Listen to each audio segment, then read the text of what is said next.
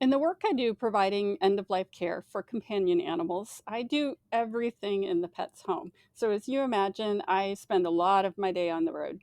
And I remember sitting at a stoplight one day behind a pickup truck with a dog riding in the back. And as I was watching this dog, he's pacing back and forth across the back of the truck. He's looking around, he's looking to the side, he's licking his lips, he's yawning, and I realized, oh my gosh, this poor dog is so anxious and scared right now. We were in heavy traffic, and I'm sure just the stimulation or just whatever about the situation was really uncomfortable for this dog. And I realized that dog's pet parents probably didn't even realize that he was anxious, because when you think about dogs riding in cars and they've got their head out the window and their ears are blowing in with the wind and they're just having a great time.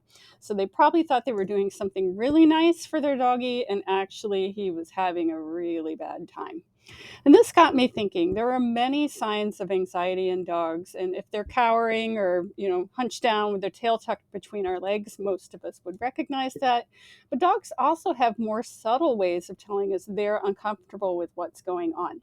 I'd like to point out some of the more subtle signs so that you know to look for them and you can correct the situation if you can. The first one is licking. So dogs will lick their lips if they are feeling anxious. And I'm not talking about if they just got a treat or they're looking for something to eat and they're drooling. I mean, if they're licking their lips for no apparent reason. This can also be a sign of pain.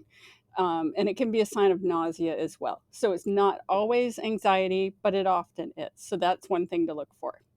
The second one, believe it or not, is yawning or looking sleepy. Dogs will do this in response to an anxiety inducing situation. Number three is pacing. So you might think that they've just got like some energy to burn off. They might be pacing or panting, just kind of looking a little hyper vigilant and agitated. And then finally, you might notice that their ears are a little bit flattened and their brow looks a little bit furrowed. Again, this can be a sign of pain as well. None of these things are like definitely that is anxiety, but if you're starting to see several of them, then you should look at the situation. Is there something going on that's really bothering my dog right now? And you can hopefully take corrective measures. So I hope this was helpful and that you got something out of it and you'll be able to pick up some of the more subtle signs of anxiety in your dog. If you're interested in learning more, I'm going to provide a link in the YouTube description of this video to Cattle Dog Publishing that has a lot of great resources and even free downloads. They're just really easy, they're very graphical, and they're very easy to understand. My name is Carolyn Nahn, and I am the owner and medical director of Arms of Aloha, where we believe every pet deserves peace, comfort, and dignity at the end of their life. If this was helpful to you, I would so appreciate it if you would share it with your friends and family.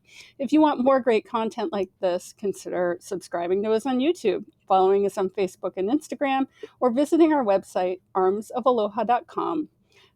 Thank you so much. Aloha.